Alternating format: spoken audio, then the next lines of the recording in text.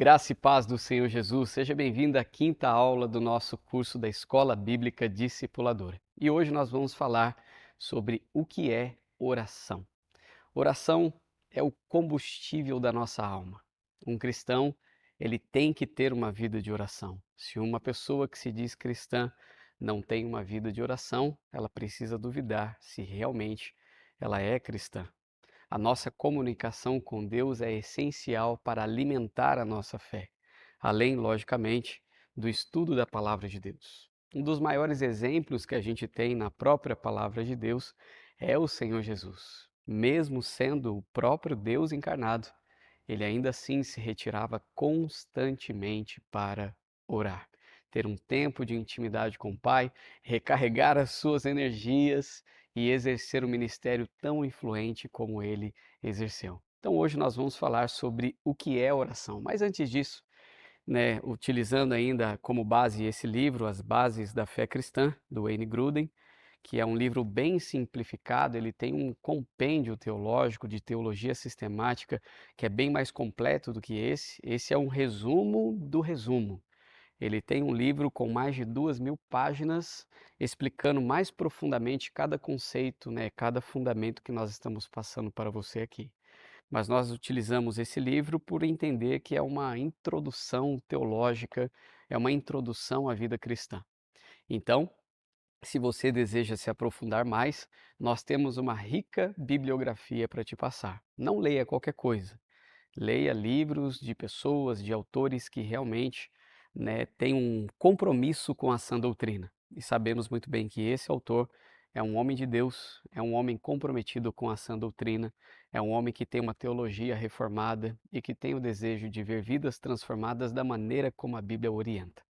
Então nós vamos falar hoje sobre oração, John Bunyan, aquele que escreveu O Peregrino, escreveu diversos outros livros, praticamente, os livros de John Bunyan são riquíssimos em teologia. Ele diz assim: a oração fará o homem parar de pecar, ou o pecado o seduzirá para parar de orar. Martinho Lutero também disse: atualmente estou tão ocupado que não posso passar menos de 4 horas por dia na presença de Deus. E Richard Sibbes, também um, um reformador, ele disse: quando buscamos a Deus em oração, o diabo sabe que estamos querendo mais para poder lutar contra ele. Por isso, procura lançar contra nós toda a oposição que é capaz de arregimentar. O diabo sabe que existe oração, existe poder na oração do cristão. A pessoa, quando se coloca em adoração, se coloca de joelhos no chão, ela estremece mesmo todas as bases, de Satanás e seus demônios. É por isso que a oração é tão importante e também é por isso que ela é tão negligenciada. O diabo tem feito um ótimo trabalho com a vida de milhares, milhões de cristãos que não dedicam um tempo do seu dia em oração. Nós devemos todos os dias, ter um tempo específico para orar. Nós devemos estar em todo tempo em espírito de oração, conectado com Deus. Não podemos perder essa conexão. A oração é tão importante que no texto bíblico, no Novo Testamento, os discípulos, eles, em Lucas capítulo 11, versículo 1, eles chegam até Jesus e não perguntam para Jesus como se curava um cego. Eles não perguntam para Jesus como um paralítico voltaria a andar. Qual era o segredo de fazer um surdo ouvir? Ou como que nós podemos fazer para transformar água em vinho? Qual é a palavra que se utiliza para fazer esse tipo de milagre, Jesus? Nenhum deles fez esse tipo de pergunta. Mas aqui em Lucas capítulo 11, versículo 1, há uma afirmação dos discípulos aqui que diz: Senhor, ensina-nos a orar, como João ensinou os discípulos dele. Então, os discípulos de Jesus, eles estavam querendo aprender a orar. Para eles, a importância da oração, a oração era levada muito a sério, porque para eles orar era extremamente importante. Eles viam Jesus se retirando, orando, intercedendo. Eles viam Jesus posicionado em oração, e a intenção deles era aprender mesmo com Jesus como eles poderiam ter uma vida de oração. Então, meu irmão, minha irmã, que está aqui me ouvindo hoje, você precisa ter uma vida de oração que honre e que agrade a Deus. Se os próprios discípulos, ao invés de perguntarem acerca de milagre, perguntam para Jesus como eles deveriam orar, o que dirá nós?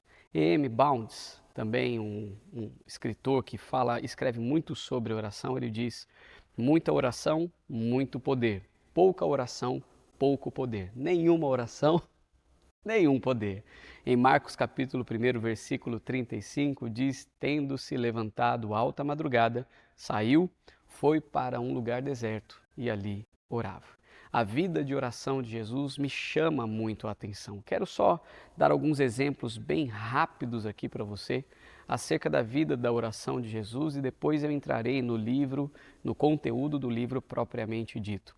Mas preste atenção os momentos que Jesus orou. Preste atenção, no que ele fez enquanto estava ali em oração. Então, em primeiro, Jesus orou quando foi batizado.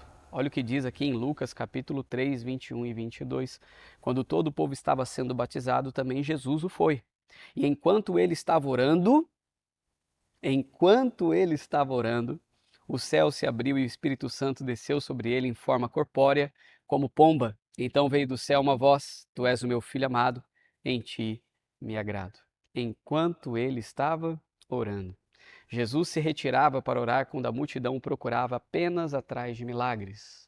Até o dia de hoje é assim. Tem uma multidão de pessoas que quer o milagre de Jesus, não o Jesus do milagre. E ele se retirava para orar quando estava essa pressão muito grande. Diz aqui em Lucas capítulo 3, de 15 a 17. Todavia as notícias a respeito dele se espalhavam ainda mais, de forma que multidões vinham para ouvi-lo, para serem curadas de suas doenças. Mas Jesus retirava-se para lugares solitários e orava. Certo dia, quando ele ensinava, estavam sentados ali fariseus e mestres da lei, procedentes de todos os povoados da Galiléia, da Judéia e de Jerusalém, e o poder do Senhor estava com ele para curar os doentes. Então ele se retirava para lugares solitários e orava. Uma outra ocasião, Jesus orou uma noite inteira antes de escolher os 12 apóstolos, uma decisão importantíssima que ele teria que tomar, e a escolha faria toda a diferença porque o evangelho seria difundido nos 4 cantos da terra. Então lembre-se que Jesus, mesmo sendo Deus, o dia que antecedia uma grande decisão, ele se retirava para a oração. Muitas vezes tomamos as nossas decisões, e decisões importantes, de qualquer jeito, no ímpeto, na correria, sem nos retirarmos para ter um tempo com Deus e ouvir dele a direção, que ele tem para nós. O Espírito Santo muitas vezes está sendo negligenciado por você e por mim. Precisamos ter o hábito da oração. Este ensino de Jesus é simplesmente fenomenal. Mesmo sendo Deus, ele se retira para orar antes de escolher os 12 apóstolos. Diz aqui em Lucas capítulo 6, versículos 12 e 13. Num daqueles dias, Jesus saiu para o monte a fim de orar e passou a noite orando a Deus. Ao amanhecer, chamou seus discípulos e escolheu 12 deles, a quem também designou apóstolos. Então, Jesus se retirou para orar antes da tomada de uma decisão de extrema importância. Quarto, Jesus orou antes de fazer uma importante pergunta aos discípulos. Que pergunta foi essa?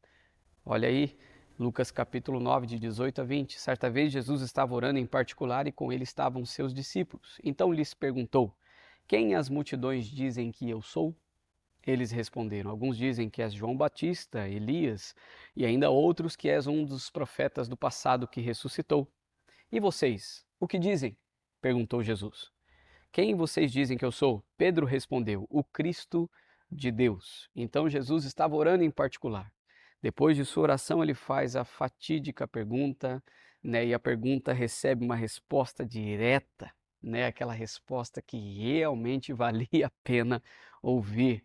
A pregação precisa vir acompanhada de oração, pois se Deus não abrir os olhos dos pecadores, eles jamais poderão reconhecer que Jesus é o Cristo.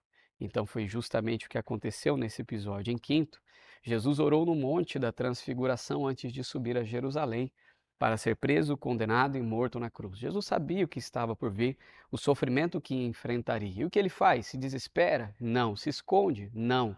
Tenta adiar um pouquinho essa ida até Jerusalém? Não. Ele ora. A oração o fortalece para o enfrentamento daquilo que somente ele poderia fazer. Então Jesus ele toma esta decisão de orar, de estar conectado com o Pai, fortalecido no Pai para poder enfrentar o maior desafio de todos de seu ministério. Olha o que diz em Lucas capítulo 9, 28 e 29.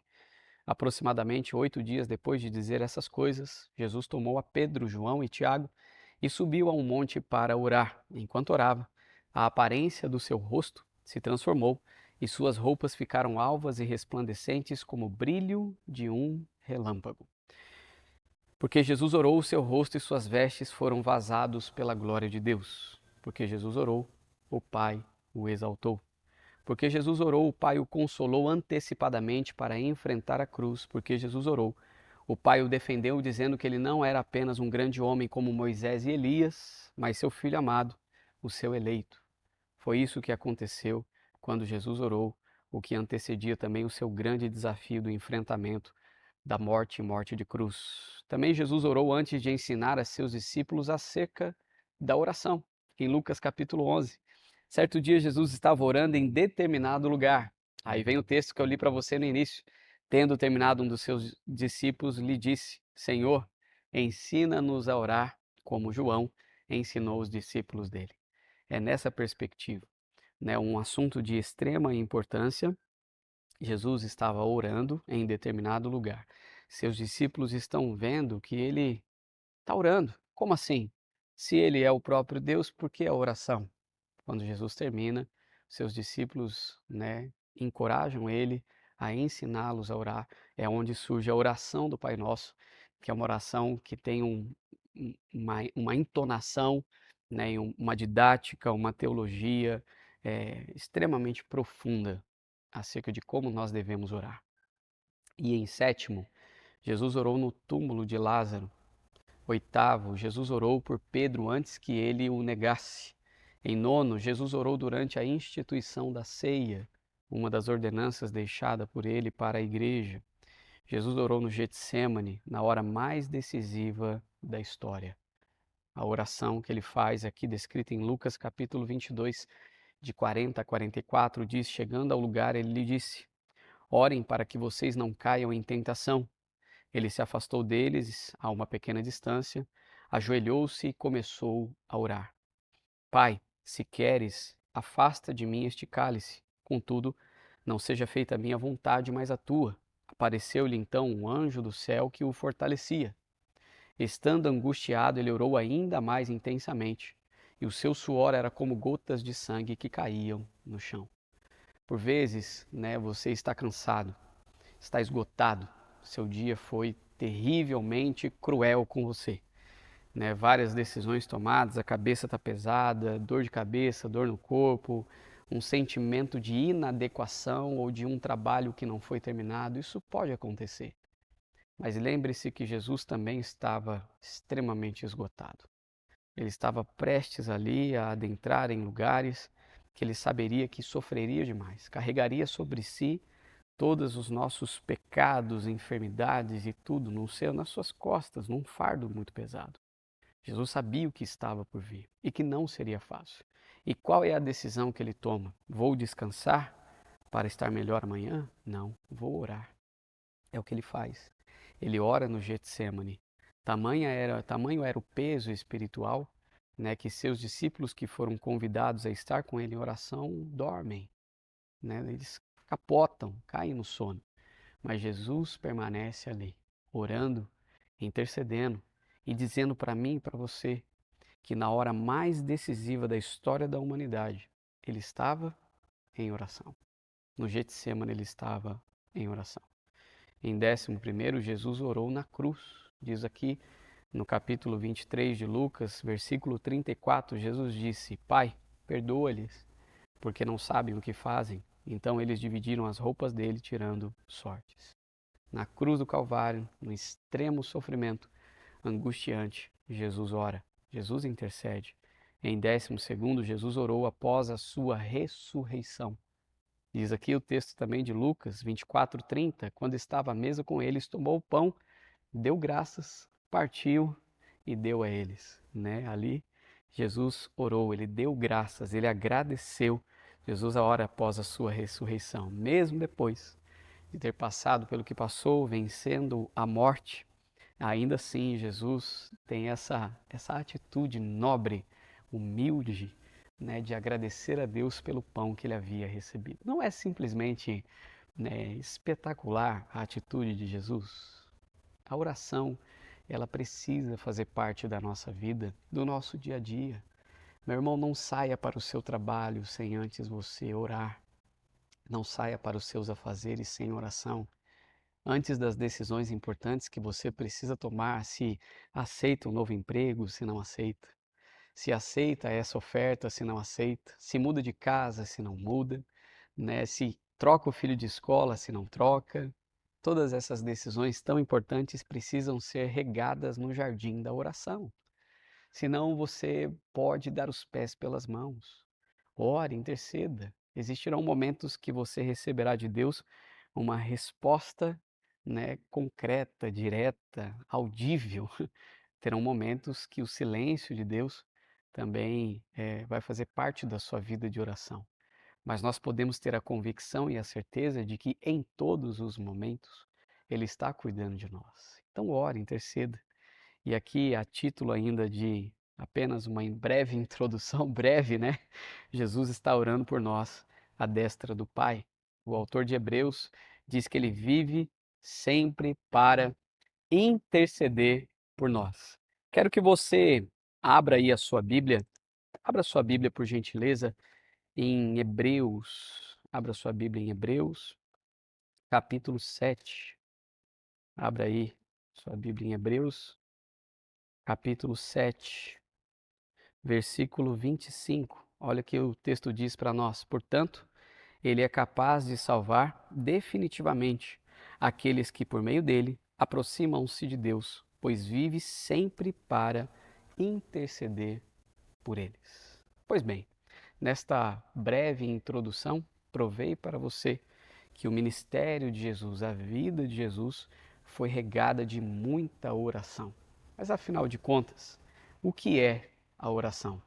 Vamos falar um pouco sobre isso, né? Uma das maneiras pelas quais Deus permite que sua criação se envolva com Ele é por meio da oração.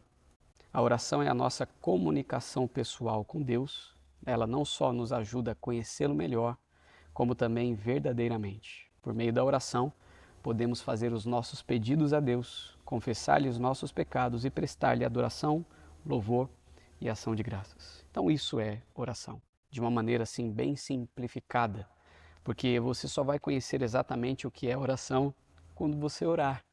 Mas é importante que pelo menos você tenha uma ideia, nem que seja básica, do significado da oração, da importância da oração e de como você deve praticar a oração todos os dias. Então, quais são as razões que nós temos para orar? Por que deveríamos orar? Deus não quer que oremos para que Ele possa saber do que precisamos. Por quê? Porque a Bíblia diz aqui em Mateus, capítulo 6, olha o que diz aí, Mateus, capítulo 6, versículo 8, diz assim, ó: Não sejam iguais a eles, porque o seu Pai sabe do que vocês precisam antes mesmo de o pedirem.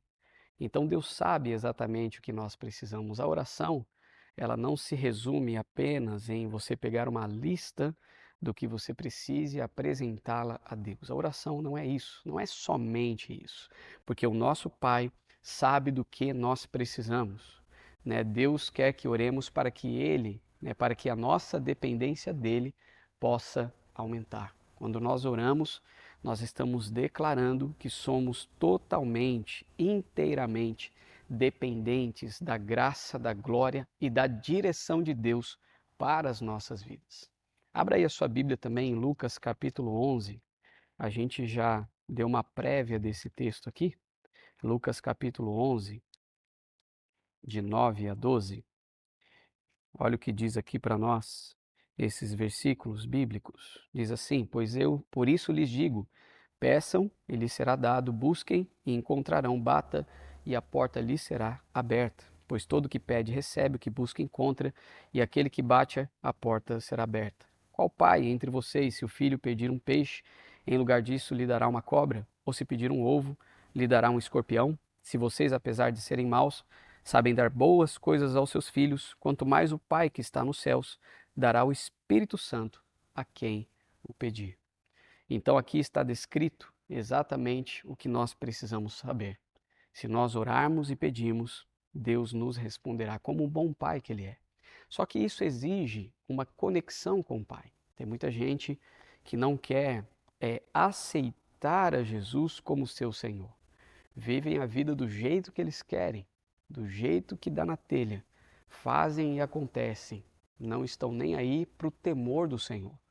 Quando você aceitou a Cristo, você o aceitou como Senhor e Salvador. Essa primeira parte, como Senhor, sugere obediência. Então, se nós estamos vivendo uma vida de obediência a Deus, a Sua palavra, se nós estamos realmente conectados com Cristo Jesus, com o Seu Santo Espírito, até a nossa oração será diferente. Não será uma oração mesquinha, egoísta, uma oração enfadonha, né, que somente você pede, pede, pede, pede, pede, pede, pede, pede, pede, pede, dá as costas e deixa Jesus falando sozinho. Quando nós estamos conectados com o Pai, existe ali um relacionamento, é um diálogo. Você acaba mesmo tendo a percepção e a maturidade para entender exatamente até mesmo o que pedir. Não é qualquer coisa mais que você pede a Deus. Por quê? Porque você está entendendo o que significa a vida cristã, o que significa servir a Deus. Meus irmãos, isso é tão importante. Leve isso em consideração. Tem muita gente hoje que está determinando o que Deus tem que fazer. Isso não existe. Somos nós que recebemos de Deus a direção e decidimos obedecê-lo nos mínimos detalhes. Olha o que diz aqui em Mateus capítulo 21, versículo 22. Você pode abrir aí a sua Bíblia também. Mateus 21, 22. Diz assim, ó: E tudo que pedirem em oração, se crerem, vocês receberão. Deus não apenas deseja que a nossa confiança nele cresça por meio da oração, mas também deseja que nosso amor por ele e nossa relação com ele cresçam e se aprofundem no dia a dia, momento a momento. E qual é a eficiência da oração? Quando pedimos coisas em oração, Deus geralmente as atende. Jesus deixa isso bem claro quando diz: Por isso lhes digo, peçam e lhes será dado, busquem e encontrarão, batam e a porta lhes será aberta. Pois todo que pede recebe, o que busca encontra, e aquele que bate a porta será aberta, como diz em Lucas capítulo 11, versículos 9 e 10. Nossa falha em pedir coisas a Deus costuma ser a razão de não recebermos o que Ele, está disposto a nos dar. Tiago diz: vocês não têm porque não pedem. E por que não pedem? Porque não oram, porque não intercedem, porque não estão nem aí, para aquilo que está descrito na palavra. A Escritura nos dá muitos exemplos de respostas divinas, até mesmo mudando a maneira de Deus agir em resposta à oração de cada indivíduo. Um exemplo disso está aqui, no versículo 12 do capítulo 32 de Êxodo. Pode abrir a sua Bíblia também, Êxodo, capítulo 32, versículo 12.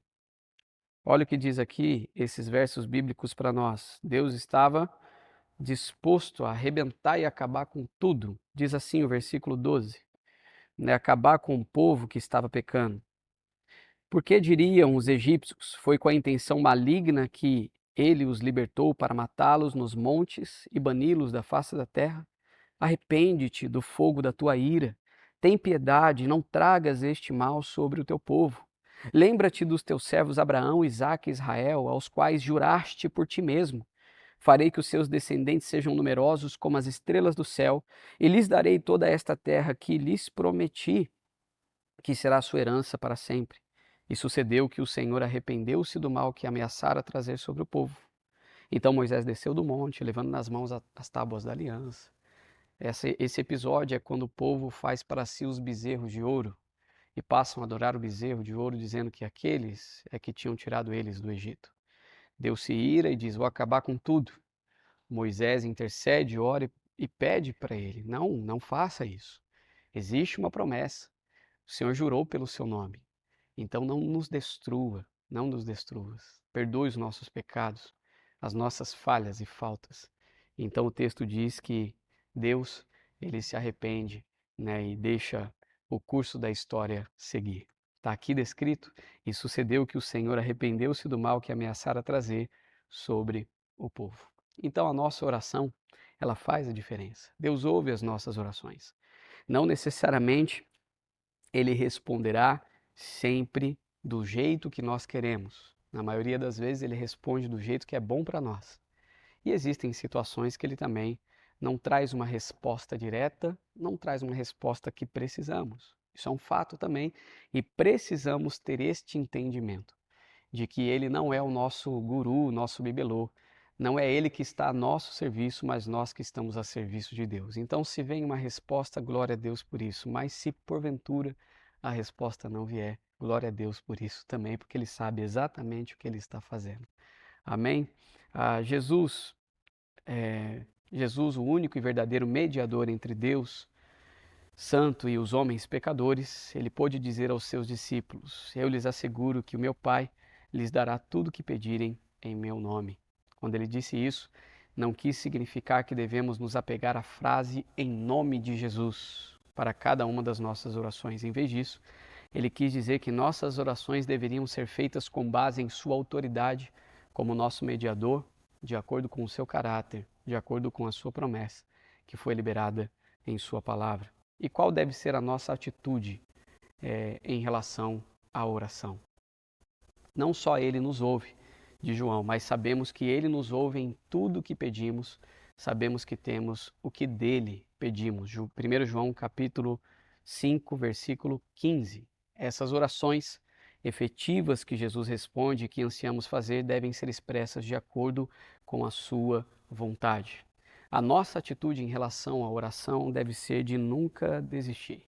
Devemos orar sem cessar, sem parar, o tempo inteiro, em todos os lugares, em todos os momentos. Como diz o texto de Efésios, logo depois que ele fala sobre a armadura, a batalha espiritual, né, nós devemos orar sem cessar. Efésios capítulo 6. Então, esta deve ser a nossa atitude em relação à oração. Porém, existem situações que não está totalmente clara qual é a vontade de Deus. Nesses momentos, devemos orar de acordo com os princípios gerais das Escrituras Sagradas, pedindo a Deus que opere em nosso favor, fazendo as petições que nos parecem melhores ao entendimento da palavra, à direção da palavra de Deus. Nós precisamos entender também que existirão momentos que o Senhor não responderá exatamente aos nossos pedidos. Você talvez já deve ter passado por uma situação como essa. Mas lembre-se do apóstolo Paulo, quando ele fala sobre o espinho na carne. Quando Paulo diz que está ali, né, com o espinho na carne, e ele pede para Deus livrá-lo disso. Abra aí a sua Bíblia em 2 Coríntios, capítulo 12, versículos 8 e 9. E olha o que diz aqui o texto da palavra de Deus. 2 Coríntios, capítulo 12, versículos 8 e 9. Diz assim, ó: 3 vezes roguei ao Senhor que o tirasse de mim. Mas ele me disse: Minha graça é suficiente para você, pois o meu poder se aperfeiçoa na fraqueza. Portanto, eu me gloriarei ainda mais alegremente em minhas fraquezas, para que o poder de Cristo repouse em mim. Por isso, por amor de Cristo, regozijo-me nas fraquezas, nos insultos, nas necessidades, nas perseguições, nas angústias, pois quando sou fraco, é que sou forte. Ele pede e Deus diz: Não, não vou atender o seu pedido. Esse espinho na carne, né, que não se sabe exatamente o que é, mas muito provavelmente uma enfermidade ligada aos olhos de Paulo, é, ele pede que Deus o livre, ele pede a cura, ele pede que ele esteja livre desse sofrimento. E a resposta é: não, você precisa disso. A minha graça é suficiente para você. Você vai ter que carregar esse sofrimento até o fim da sua vida e eu não vou trazer para você o alívio sobre esse sofrimento. Então, muitas vezes nós precisamos estar cientes de que a resposta de Deus para nós será um valioso não. Por que eu digo valioso? Porque até o não de Deus visa o nosso bem. Então, na nossa vida de oração, podemos nos preparar para receber o sim de Deus, Podemos nos preparar para receber o não de Deus e podemos nos preparar para receber o espera um pouco de Deus. Seja qual for a situação, seja qual for a circunstância, seja qual for a resposta do Senhor, seja ela audível, seja ela por meio da palavra, seja ela um valioso silêncio, seja qual for, saiba que é o melhor para você. Não importa se você está recebendo constantemente uma direção e uma resposta à oração. Não desista da sua vida de oração. Não importa o que dizem os críticos, não importa o que dizem os ateus, não importa o que dizem os pseudo-cristãos, você deve orar sem cessar. Não desista da sua vida de oração, porque a sua vida de oração faz parte da sua vida cristã e a sua vida cristã passa pela via da oração. Então, essa deve ser a nossa atitude em relação à oração. Continuar orando, pedindo, continuar clamando, adorando, continuar orando sem cessar, mesmo que a resposta não venha de acordo com aquilo que nós tínhamos como planejado. Então, que em tudo o Senhor nos abençoe e que, como cristãos, possamos ter uma vida de oração. Porque, afinal de contas, se os discípulos pediram para Jesus que os ensinasse a orar, ao invés de ensinar eles a realizarem milagres, é porque existe algo muito especial numa vida de oração, numa vida de intercessão. Que Jesus nos ensine e nos ajude, né, a descobrir os valiosos tesouros da oração constante. Amém? Que Deus te abençoe. Nós vamos enviar no grupo algumas perguntas para reflexão e para que você responda também. E se porventura você tiver alguma dúvida em relação a esse tema, ou tiver algo para acrescentar para todo o grupo, toda a sala da Escola Bíblica Discipuladora, você pode enviar, né, para nós. E se você tem um testemunho também acerca do que Deus tem feito, né, através da vida de oração que você tem levado, envie para nós, porque o seu testemunho pode fazer com que muitos sejam encorajados a ter uma vida de oração centrada na palavra, centrada em Cristo Jesus. Amém? Que Deus te abençoe e até a próxima aula.